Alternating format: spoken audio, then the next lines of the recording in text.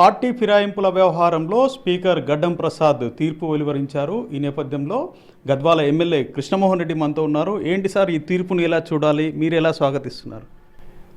ఈరోజు గౌరవ స్పీకర్ గారైన గడ్డం ప్రసాద్ గారు తన నిర్ణయాన్ని వెల్లడించడం జరిగింది. ఎందుకంటే మేము ఫస్ట్కి వెళ్ళి ఆ తీర్పును స్వాగతిస్తున్నాం.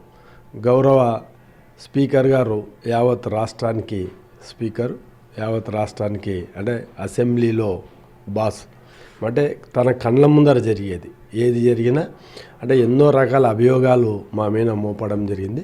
వాళ్ళ గౌరవ బీఆర్ఎస్ సభ్యులు మేము పార్టీ మారినామనడం, వివిధ రకాల అంశాల మీద కోర్టుకు వెళ్ళడం జరిగింది.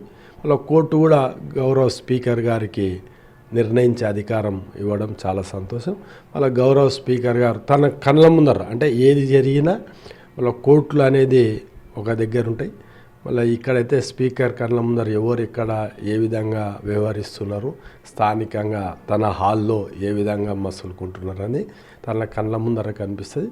స్పీకర్ దానికి అనుగుణంగా మాకందరు కూడా క్లీన్ చిట్ ఇవ్వడం జరిగింది. అంటే పార్టీ మారలేదు అని క్లియర్గా తన జడ్జిమెంట్లో ఇవ్వడం జరిగిందని మీడియా ద్వారా తెలుస్తుంది. ఇంకా నేనైతే జడ్జిమెంట్ కాపీలను చూడలేదు. అంటే ప్రధానంగా మీపై బీఆర్ఎస్ చెప్పినటువంటి అభియోగం ఏంటి అంటే మీరు పార్టీ ఫిరాయించారు అని.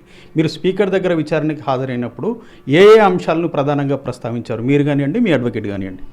అంటే ప్రధానంగా వారు కొన్ని గౌరవ ముఖ్యమంత్రి గారి రెసిడెన్సీలో నేను కలవడం అనేది జరిగిందని ఫొటోసు, అదేవిధంగా కొన్ని ఫొటోస్ ప్రెస్లో వచ్చిన ఫొటోస్ అన్నీ కూడా అక్కడ స్పీకర్ ముందు చూపించడం జరిగింది. నేను కూడా దాంట్లో అవి కొన్ని ఫొటోస్ నాకు సంబంధం లేని ఫొటోస్ కూడా వాళ్ళు పెట్టడం జరిగింది.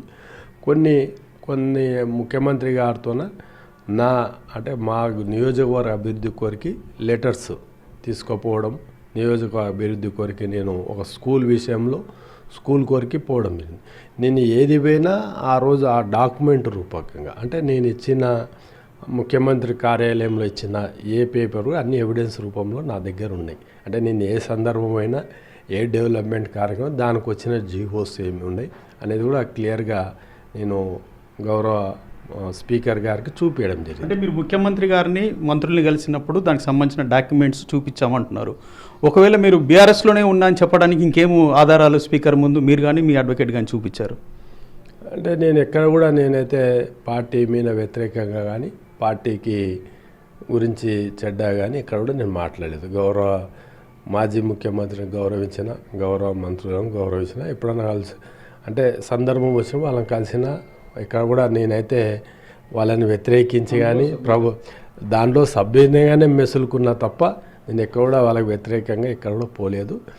పరిస్థితులు ఈరోజు వాళ్ళ ముఖ్యమంత్రి యాజ్ ఏ ఎమ్మెల్యేగా నా ప్రజలు నన్ను ఎమ్మెల్యేగా గెలిపించినప్పుడు స్థానికంగా సమస్యల మీద గౌరవ ముఖ్యమంత్రి గారితో పోవాల్సిన అవసరం ఉంటుంది. గతంలో ఉన్నప్పుడు కూడా గతంలో టీఆర్ఎస్ పార్టీ ఉన్నప్పుడు వేరే పార్టీ సభ్యులు కూడా చాలా సందర్భంలో గత ముఖ్యమంత్రులు కలిసిన సందర్భాలు కోకలు ఉన్నాయి.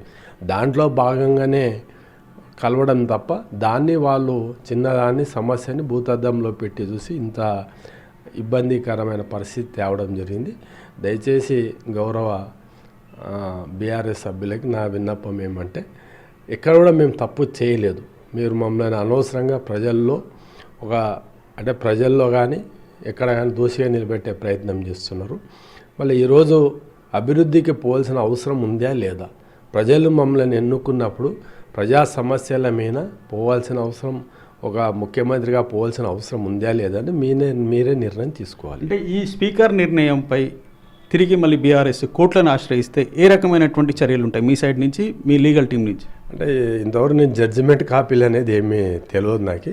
వాళ్ళు ఏం స్టెప్ వేస్తారు అనేది వాళ్ళ రాజకీయ ఎత్తుగడ ఏముంటుంది అనేది మనకు తెలియదు కదా.